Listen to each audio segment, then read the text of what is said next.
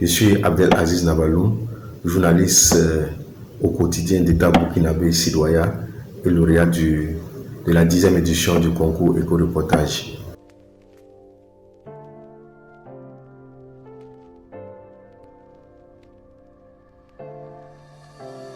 Je suis très heureux d'être parmi les lauréats de ce prestigieux prix. Mon reportage qui m'a valu ce prix s'intitule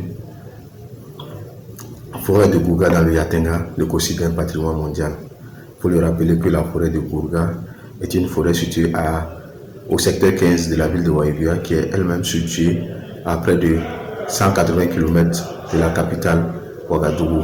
Cette forêt est le fruit d'une quarantaine d'années de travail d'un vieillard du nom de Yacouba Sawadogo, qui, grâce à la technique du Zaï, a réussi à faire pousser près de 90 espèces d'arbres et près de 66 types d'herbacées et 90 espèces animales ont peuplé cette forêt-là grâce à ses efforts de transformer une terre aride en une terre viable.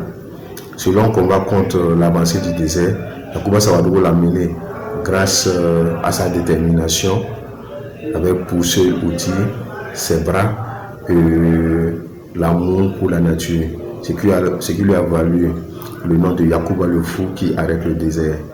Mais surtout, ce long combat d'une quarantaine d'années lui a valu aussi le prix Nobel alternatif 2018. Mais malheureusement, depuis ces dernières années, la forêt de Gourga est dangereusement menacée. Des individus y pénètrent dans la forêt pour couper le bois, ériger des maisons sans que Yacouba ne puisse intervenir, tout simplement parce que la forêt n'est pas protégée. Le prix Nobel alternatif ne dispose pas de titre de propriété. Et vraiment, les difficultés pendant ce reportage, c'était de trouver un peu les destructeurs de cette forêt, puisqu'ils savent que les actions qu'ils posent ne sont pas bien. Donc, ils se cachent. Depuis le 11 décembre 2020, Yacouba Sawadogo a été désigné champion de la Terre.